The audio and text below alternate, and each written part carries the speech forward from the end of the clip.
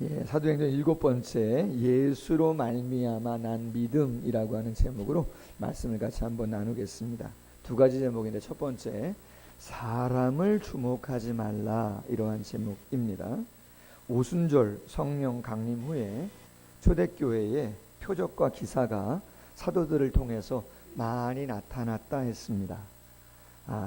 그럼에도 불구하고 누가는 많은 표적과 기사 중에 첫 번째로 무엇을 기록하고 있냐면, 나면서부터 약 40년 동안 안진뱅이 되었던 사람이 일어난 사건을 그 많은 표적과 기사 중에 첫 번째로 사도행전에서 기록을 하고 있다는 거예요. 이유가 뭘까? 더 놀라운 일들도 많이 있었는데 영적인 의도가 있는 것이라고 말씀을 드렸습니다. 어떤 의도인가? 구약의 교회와 오순절 성령 강림 후 신약의 교회가 어떠한 영적인 성격의 차이가 있는가라고 하는 것을 알려주고 드러내기 위해서 많은 표적과 기사가 있었지만 안진뱅이를 일으키는 기적을 기록하고 있다는 거죠. 그럼 그 기적이 어떻게 구약과 신약의 교회의 성격의 차이를 드러내주는 이적이 되는가라고 하는 거죠. 여러분, 구약의 교회는 한마디로 이야기한다면 제사와 율법에 매여 있는 수동적인 교회였다, 그렇게 보시면 됩니다. 구약의 율법에 매이고 제사에 매여서 많은 사람들이 성전을 찾아 나오고 성전을 가까이 하고 있지만 전혀 변화가 일어나지 않는 모습이 구약의 율법과 제사에 매여 있는 사람들의 모습이었습니다. 대표적인 사람이 누구예요? 날마다 성전에 나와서 미문 앞에 앉아 있지만 성전 안에 들어오지는 못하고 구걸을 하면서 하루하루의 삶을 연명하는 안진뱅이와 같은 사람이 죄송하지만 구약의 제사와 율법, 형식에 매여 있는 수동적인 사람이죠. 여러분, 구약의 제사와 율법에 매여 있기 때문에 그 사람들은요, 성전에 대해서 이렇게 생각했죠. 대제사장이 들어갈 수 있는 곳이 따로 있다. 제사장이 들어갈 수 있는 곳이 따로 있다. 이스라엘 남자가 들어갈 수 있는 곳, 여자들이 들어갈 수 있는 곳, 이방 사람들이 들어올 수 있는 곳이 다 따로 있습니다. 특별히 구약의 율법을 잘못 해석한 율법사들은 뭐라고 이야기했냐면, 가난하거나 질병이 있거나 이런 사람들은 어떤 사람이요? 하나님께 뭐 받은 사람? 저주를 받은 사람이기 때문에 성전에 가까이 나올 수가 없다. 심지어 그런 사람은 예루살렘 도성 안에도 있을 수가 없고 추방당하는 경우가 비일비재했다는 거죠. 성전이 화려하고 웅장하고 예전부터 있었지만, 성전이 존귀했지만 하나님이 임재하셨음에도 불구하고 구약의 성도들의 마음속에는 성전을 그냥 나오기만 하는 거죠. 성전을 찾아 나오지만 깊이 들어오지 못해요. 하나님을 만나지 못해요. 내면이 변하지 못해요. 늘 그 모습 그대로인 것이죠.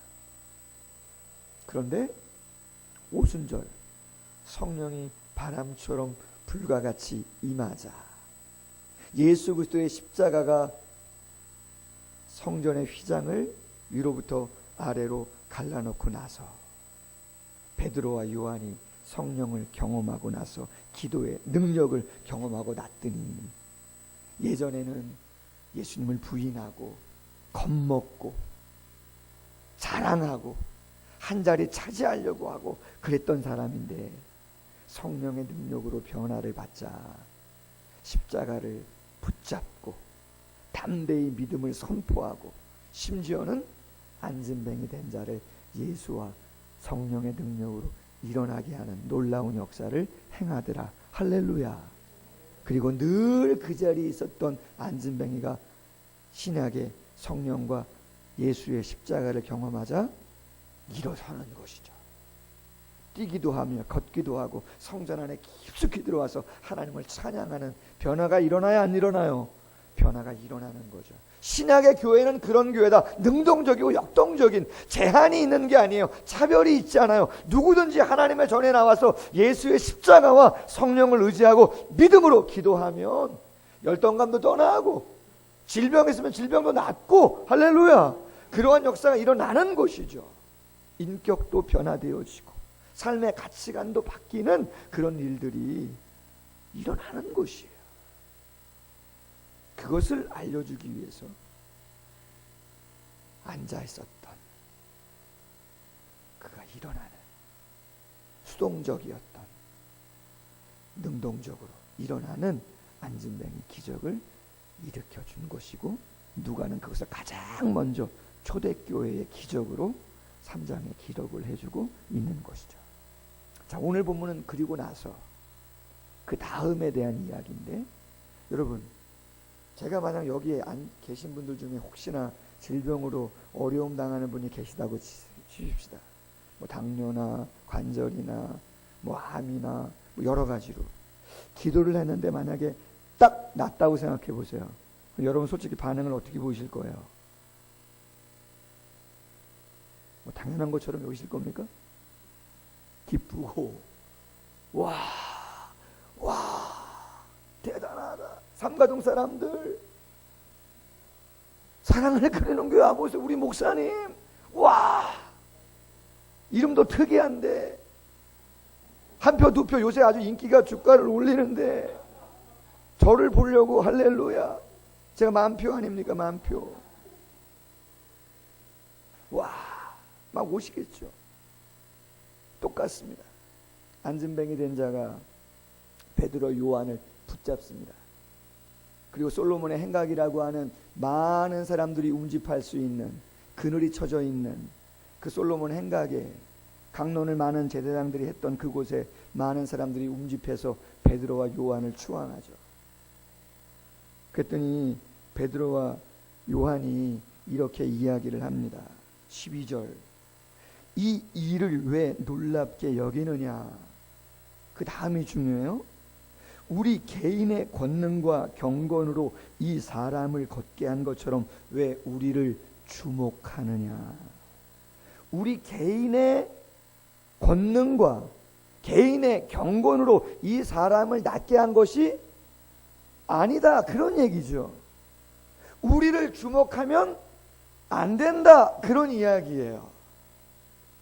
그런데 죄송하지만 사람들은 베드로와 요한을 주목하겠어요? 안 하겠어요? 하지요. 와, 탄성을 지르는 건 당연한 것이죠. 여러분, 우리가 신앙생활하면서 중요한 원리를 하나 생각하게 되어집니다. 그것은 신앙생활은 목사가 좋은 의미로 앞에서 가르치고 양육하고 목양해서 그 가르침을 따라 잘 신앙생활하는 것이 필요하죠. 때로는 기도 많이 하시는 권사님이나 섬김의 본을 보여주시는 장로님이나 정말 나를 잘 챙겨주시는 구역장님이나 기관장님과 같이 합력해서 서로 신뢰하면서 하나님의 교회를 세워가는 건 너무나 아름다운 모습이죠. 그러나 여러분 잘 생각하셔야 돼요. 그렇다 할지라도 저나 리더들은 절대적인 믿음의 대상은 될 수 없는 줄로 믿습니다. 절대적인 믿음의 대상은 될 수가 없는 것이에요. 이유가 뭔가? 여러분, 사람은 유한하고 제한적이고 변하고 완벽하지 않는 줄로 믿으시길 바랍니다. 한국교회 개신교 130년 역사가 있었지만 놀라운 기적들도 많았고 놀라운 부흥도 많았고 명설교가도 많았습니다. 그분들에 대한 존경과 사랑, 그것을 무엇이라고 폄하할 이유는 전혀 없다고 생각합니다. 그러나 그것이 지나치면 그 사람을 주목하고 그것이 지나치면 맹목적이게 되고 맹신이 되고 주님을 바라보는 것보다 그분을 바라보다가 결국 그분에 대한 약함과 부족함을 느끼게 되어지면 어떻게 됩니까? 시험 들고 교회를 떠나는, 주님을 놓치는 안타까운 모습들이 있게 되는 것이죠. 얼마 전에 제가 차를 타고 가다가 극동방송을 듣는데 어느 목사님이 설교를 하셨어요. 근데 너무 목소리가 너무 약해요. 볼륨을 올려도 잘 안 들려. 죄송합니다. 저도 목소리가 좀 그쵸? 허스키도 하고 잠기기도 하고 불편을 드리는데 그 목사님은 더 그러셔요. 근데 낯익은 목소리고 목소리 톤인데 누군가 생각해 봤더니 우리나라의 가장 규모가 큰 교회 원로 목사님이 아주 오랜만에 설교를 하고 계셨던 거죠. 제가 나중에 설교를 준비하면서 인터넷을 들어가 봤더니 한 5월 중순 정도에 설교를 하셨더라고요. 교회가 한 60주년이 되었고 그 목사님의 연세는 한 82세 정도가 됐더라고요. 그럼에도 불구하고 강단에 서셔서 말씀을 전하고 계세요. 그럼에도 불구하고 많은 성도님들이 찬양도 제대로 못 부르시고 메시지가 전달도 잘 안 되는데 다 기쁨으로 아멘들을 하시더라는 거죠. 할렐루야. 감사했습니다. 한편으로는 솔직히. 그러나 제가 한편으로는 무슨 생각을 했냐면 이 세대에 하나님이 가장 어떻게 보면 귀하게 스케일이 크게 사용하신 목사님이시지만 세월의 흐름 속에서 육체의 약함을 뛰어넘는 것은 참 쉬운 일이 아니구나. 너무나 연약한 그러한 모습을 제가 영상으로 보고 귀로 듣고 참 많은 생각을 한 적이 있습니다. 제가 개인적으로 존경하는 목사님 중에 돌아가셨습니다. 서울의 동도교회 원로 목사님이신 최훈 목사님이십니다. 저희 교단 총회장도 하신 목사님이고 대형교회를 목회했고 칼빈대학 이사장도 하시고 이북 분이세요. 근데 충영교회 김창희 목사님하고 같이 월남하신 분이에요. 고생하셨지만 한국에서 정말 신앙을 붙잡고 많은 일들을 하신 분이에요. 근데 그분이 목회를 은퇴하고 교계를 위해서 많은 일을 하셨지만 어떻게 돌아가셨나? 파킨슨병으로 돌아가셨습니다. 파킨슨병. 우리나라에 계실 데가 없어가지고 뭐 궁핍해서 그런 것이 아니고 당신이 그냥 목회 딱 은퇴하자마자 교회를 떠나셨어요. 그게 덕이 되겠다 생각하셔서. 그리고 미국으로 가셨어요. 근데 미국에 가셨는데 파킨슨병이 오셨고 오랜 동안 투병생활 하시다가 미국에서 돌아가셨죠. 성품이 얼마나 좋으신죠. 신학교 다닐 때 강의를 나오시면요 정말 한 말씀 한 말씀이 정말 주옥 같아요. 학자이기도 하고 설교가이기도 하고 부흥사이기도 하고 너무 좋으셨던 분이죠. 그런데 마지막은 너무나 안타까운 그러한 모습이 있어서 마음이 많이 아쉬웠습니다. 여러분, 사람은 완벽할 수가 없는 거죠. 사람을 너무 주목 많이 하지 마십시오. 아멘. 제가 예전에 한번 말씀드렸었나, 한 20년 정도 전의 일인데요. 제가 부교육자로 한 3년 반 정도 사역을 했던 교회입니다. 원로 목사님이 은퇴하시면서 후임 목사님이 오셨고, 저는 그 후임 목사님 한 1개월 후에 부임하시고 나서 부임한 그러한 교육자였고요. 저는 사모하고 그 교회에서 결혼식도 올리기도 했습니다. 그리고 나서 3년 반이 지나고 나서 저는 부산으로 사역지를 옮겨서 거기서 사역을 했습니다. 그리고 시간이 아주 많이 지났습니다. 근데 우연히 그 교회에 대한 소식을 듣게 되었습니다. 그 젊은 목사님이 오시고 나서 제가 3년 반 있을 때 교회가 얼마나 잘 성장했는지 모릅니다.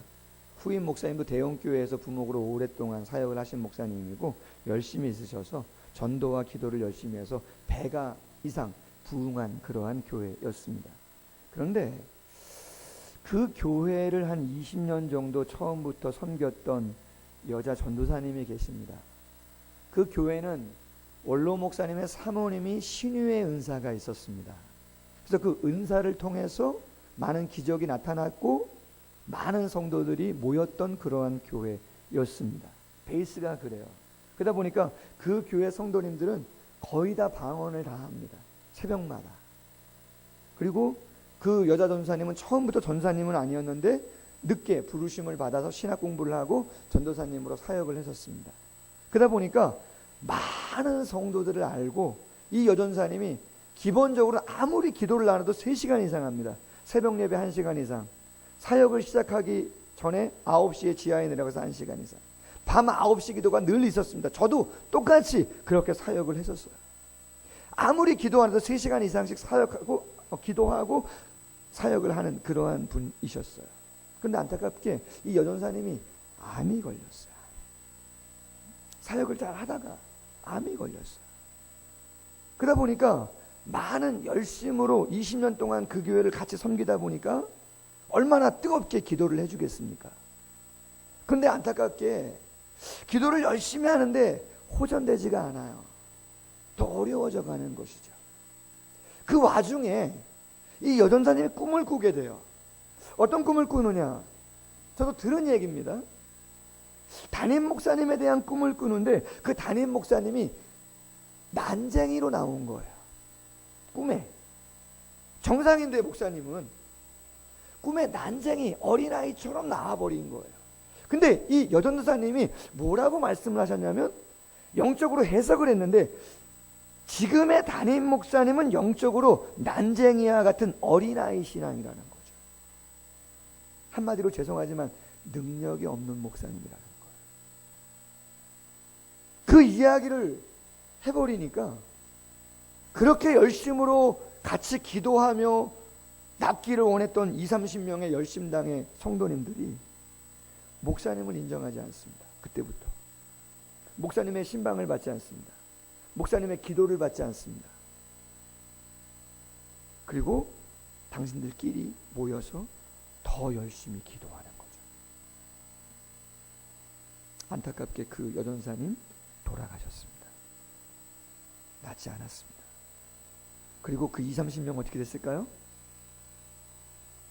성구 영신 예배 12월 30일 날 딱 드리고 똑같이 그 다음 주부터 교회를 나오지 않았습니다. 교회가 아주 큰 시험에 들게 된 것이죠. 건강한 신앙입니까? 건강한 신앙이 아니죠. 사람을 좋아할 수 있습니다. 사람을 어느 정도는 믿을 수 있겠죠. 체험을 얻을 수도 있습니다. 그러나 여러분, 사람은 사람이죠. 아멘. 사도행전 14장을 가면 바울과 바나바가 1차 전도여행을 소아시아로 갑니다. 루스드라라고 하는 지역을 갑니다. 근데 거기도 걸어보지 못한 안전뱅이가 있었습니다. 바울과 바나바가 그를 고쳐줍니다. 대단하죠. 그랬더니 루스드라에 있던 사람들이 오늘 본문에 나오는 베드로와 요한을 추앙하는 것처럼 바울과 바나바를 막 추앙합니다. 그러면서 뭐라고 이야기하냐면 사도행전 14장 11절 이하에 신들이 사람의 형상으로 우리 가운데 내려오셨다. 바나바는 제우스, 로마의 최고의 신으로 이야기하고 바울은 그 최고의 신 제우스의 아들인 헤르메스라고 이야기를 하는 것이죠. 그랬더니 바울과 바나바가 옷을 찢으면서 이렇게 이야기합니다. 여러분, 어찌 이런 일을 합니까? 우리도 여러분과 같은 성정을 가진 사람입니다. 아멘. 성정, 사람의 성질과 사람의 마음씨, 사람의 타고난 본성, 저희들도 똑같이 가지고 있는 똑같은 사람입니다. 쉽게 말해서 하나님이 우리를 그냥 도구로 사용하실 뿐입니다. 아멘. 그 이상도 그 이하도 아닙니다. 복음을 전하는 것은 이런 헛된 일을 버리고 천지와 바다와 그 가운데 만물을 지으시고 살아계신 하나님께로 돌아오게 하기 위해서 하나님께서 이러한 일을 하신 줄로 믿습니다. 이사야 2장 22절에 너희는 인생을 의지하지 말아라. 그의 호흡은 코에 있나니 샘할 가치가 어디 있느냐. 시편 146편 3절이야.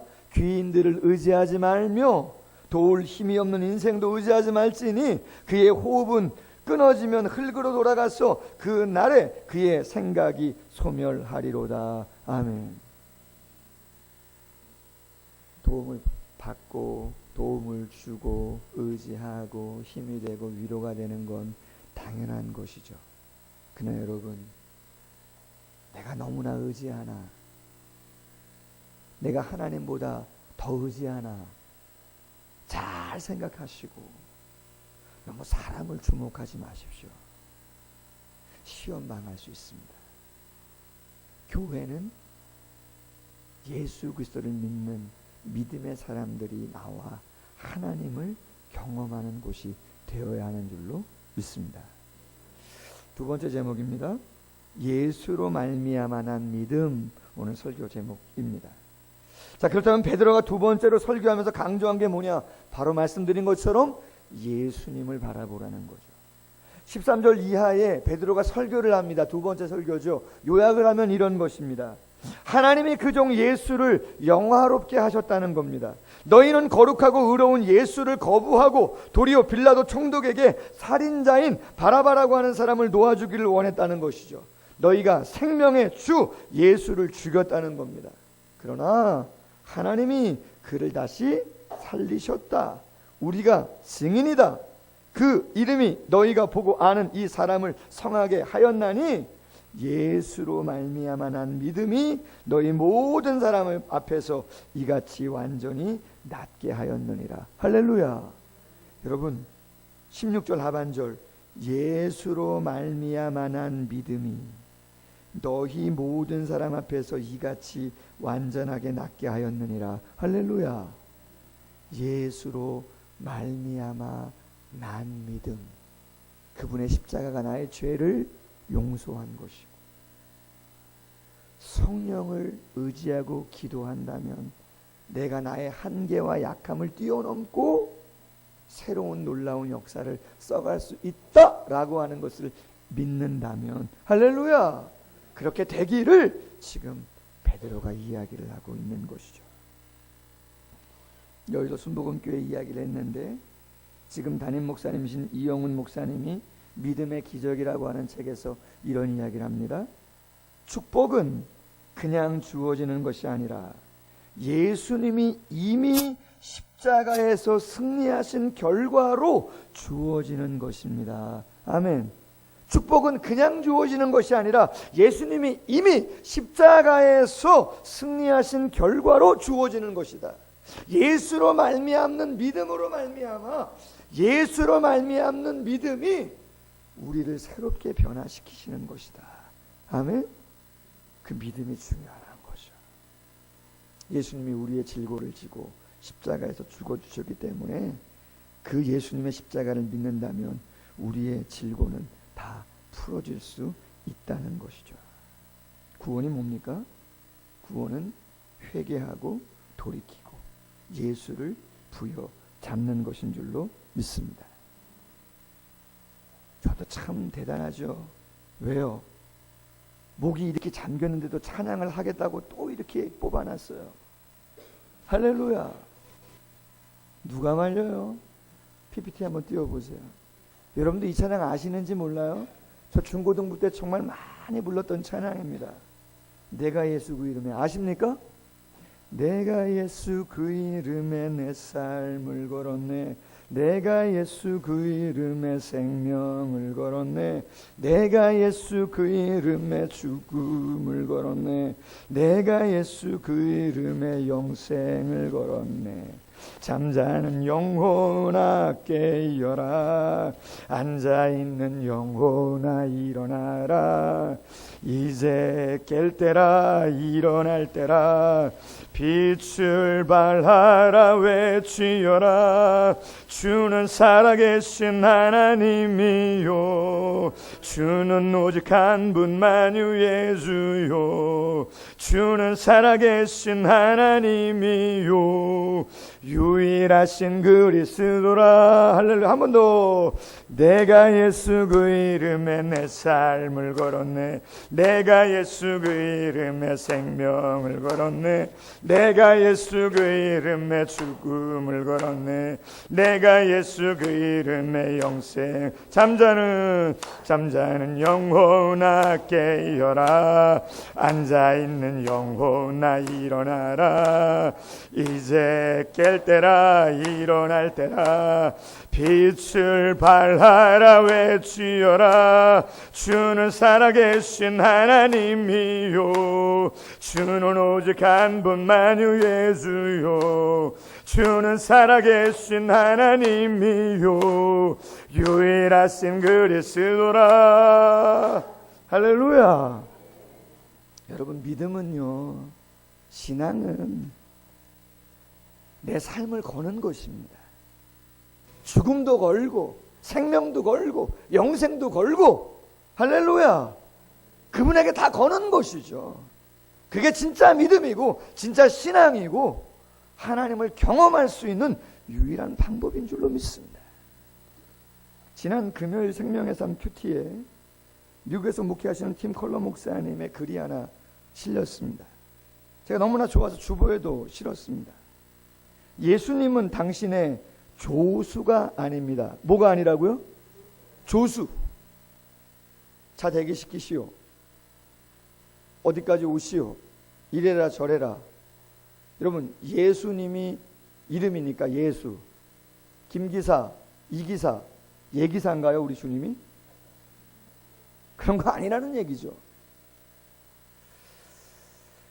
수십 년 전에 한 기독교 컨퍼런스에서 내 삶을 예수 그리스도께 양도하고 그분의 뜻대로 살아야 한다는 강연을 당신이 들었다는 거예요. 아주 오래전에. 강사가 질문을 던졌습니다. 뭐라고? 좋든 싫든 하나님이 성경에 명백히 명하신 일이라면 당신은 순종할 의향이 있는가? 이해가 가지 않더라도 하나님이 삶에 무슨 일을 허락하시든 그분을 신뢰하겠는가? 이 두 질문에 긍정으로 답할 수 없는 사람은 주님을 두루뭉실하게 믿을지는 몰라도 진정한 주님의 종이라고 할 수는 없다고 강사는 말했다. 나는 그 컨퍼런스의 또 다른 강연을 통해서 신학에 근거해, 학문에 근거해 주님을 섬길 수 있게 되었다. 강사는 이렇게 말했다. 지구에서 태양까지의 거리는 1억 5천만 킬로미터. 여러분, 1억 5천만 킬로미터 실감 나세요? 제가 다른 자료를 이렇게 봤더니 1억 5천만 킬로미터는요, 자동차를 타고 시속 100km로 쉬지 않고 170년 동안 달려가야 갈 수 있는 거리입니다. 이해 가시겠어요? 100km로 몇 년이요? 170년 동안 계속 달려가야 1억 5천만 킬로미터야. 자, 그런데 강사가 뭐라고 이야기했냐면 지구에서 태양까지의 거리인 1억 5천만 킬로미터가 종이 한 장의 두께라면 은하수의 지름은 그 종이 한 장을 480km쯤 쌓아놓은 거리라는 것이죠. 태양계, 더 큰 게 뭐예요? 은하계인데 그 은하계의 지름은 1억 5천만 킬로미터를 종이 한 장 두께로 환산해서 1mm나 될래나? 0.1mm. 0.1mm밖에 안 되는 그거로 환산한다면 은하계의 지름은 그 종이 0.1mm밖에 안 되는 것을 480km로 쌓아놓은 길이라는 거죠. 할렐루야. 가면 안 되죠. 우주의 이런 은하수는, 은하계는 헤아릴 수 없이 많습니다. 어느 정도? 공중의 먼지나 바닷가의 모래알보다 더 많습니다. 자, 그런데 예수님이 능력의 말씀으로만 이 모두를 붙들고 계시다면 그분이 정녕 당신의 삶의 조수로나 삼아야 할 분입니까? 여러분 어떻게 생각하십니까? 우리가 믿는 예수님이 그 우주 만물을 붙잡고 계시고 통치하시고 한치의 오차도 없이 지금 운행에 갖고 주관하시는 하나님이라고 우리가 믿는다면, 그 하나님을 우리가 필요할 때마다 요거 조금 도와주고 저거 조금 도와주고 요거 내가 원하는 대로 해달라고 그때그때 불러가지고 내 편의를 봐달라고 잠깐 이야기할 수 있는 그러한 조수로 우리가 생각해도 되겠냐, 이런 이야기인 것이죠. 맞는 겁니까? 맞지 않는 것입니다. 그건 맞지 않는 것이에요. 그건 신앙이 아닌 것이죠. 죄송한 얘기지만. 만약에 여러분 내 믿음이 그거밖에 안 된다, 그러면 이렇게 기도하셔야 돼요. 어떻게 기도하셔야 되느냐? 하나님, 주님, 죄송합니다. 내 믿음의 분량이 작습니다. 내 믿음의 분량이 너무나 작습니다. 내 기도가 요거밖에 안 나옵니다. 나의 믿음 없음을 용서하시고 회개하고 돌이키라고 이야기하는데, 그 모든 걸 내려놓으라고 이야기하는데 내려놓을 수 있도록 도와주시고 믿어지도록 당신을 초청할 수 있도록 내 마음에 역사해 주시옵소서. 아멘. 여러분, 그래야 변화가 나타나는 거예요. 그래야 하나님을 경험하는 거예요. 그래야 하나님이 이 녀석 홍 목사 봐라, 뭐 별거 아니었던 것 같은데 진짜 나를 믿고 있네, 나를 신뢰하네, 내가 너를 붙잡아 주겠다 말이죠. 할렐루야. 여러분, 지난 산기도 금요일 날 있었어요.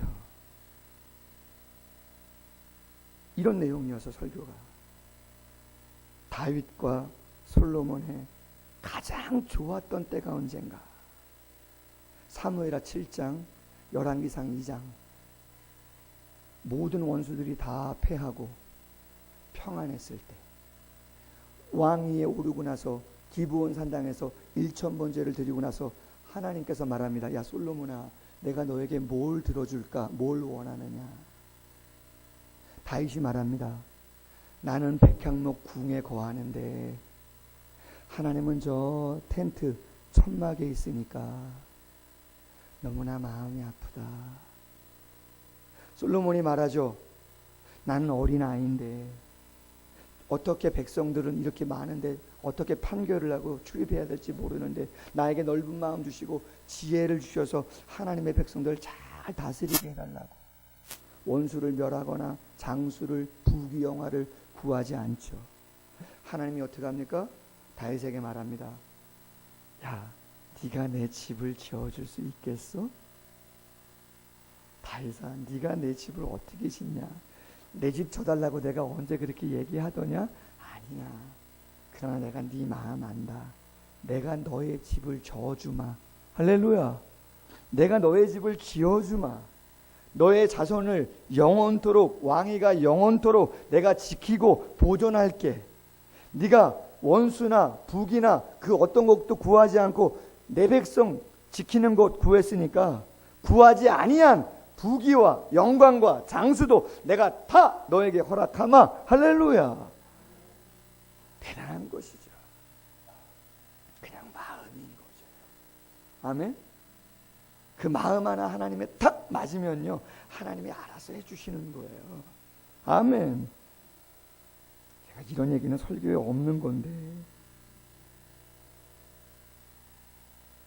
그리스도인이 된다는 것은 헬스클럽이나 웰빙 프로그램에 참여하는 게 아니다. 기독교는 영적 서비스를 공급하는 또 하나의 자판기가 아니며, 그리스도인은 무난한 비용으로 그런 서비스를 이용해 필요를 채우는 사람이 아니다. 기독교의 신앙은 흥정이 아니라 유일하신 구원자 앞에서의 철저한 순복이다. 아멘. 순복인 거죠. 그래서 갈라디아서 2장 20절에 바울이 말하죠. 내가 그리스도와 함께 십자가에 못 박혔나니 그런즉 이제는 내가 산 것이 아니요 오직 내 안에 그리스도께서 사시는 것이라.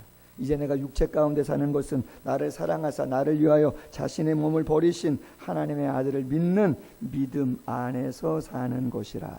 아멘. 예수로 말미암아 난 믿음. 나의 죄를 용서해 주시고 영원한 생명을 주시고 성령을 부으시사 내가 구할 수 없는, 내가 상상할 수 없는, 내가 감당할 수 없는, 내 감정으로는 주저앉고 싶은데 다시 일어나서 무엇인가를 하도록 만드는 그 성령과 동행하는 삶이 신앙의 삶이죠. 할렐루야. 그게 신앙생활이죠. 그게 신앙생활이죠. 따라해 봅시다. 선포합시다. 선포합시다. 무엇을 선포할까요? 여러분 뭐 선포하고 싶으세요? 따라해 보세요. 승리를, 기쁨을, 반전을. 할렐루야. 선포하십시오. 성령 안에서, 믿음 안에서 선포하시고, 하나님 내가 감당할 수 있는 의지도 주시고 감정도 주시고 함께 하사 하나님 뛰어넘을 수 있도록 도와달라. 말씀을 맺습니다. 오늘 본문 사람을 주목하면 안 된다 이야기합니다. 개인의 권능과 개인의 경건으로 이러한 일이 일어난 거 아니다. 귀한 분들이죠. 사랑하는 분들이죠. 섬겨야 되는 분들이죠. 그러나 절대적인 믿음의 대상은 아닌 것 꼭 기억하시고 사랑의 대상으로, 섬김의 대상으로 생각하십시오. 두 번째, 예수로 말미암아 그 믿음을 붙잡고 선포하고 하나님을 조수로 이용하지 마시고 내가 그분의 종이 돼서 원하든 싫든 좋든 싫든 이해가 되든 안 되든 그분의 말씀이라면 절대적으로 신뢰하고 나아감으로 그분이 다윗을 축복하시고 솔로몬을 축복하는 것처럼 그러한 역사들을 경험하는 모두가 되기를 주님의 이름으로 소원합니다.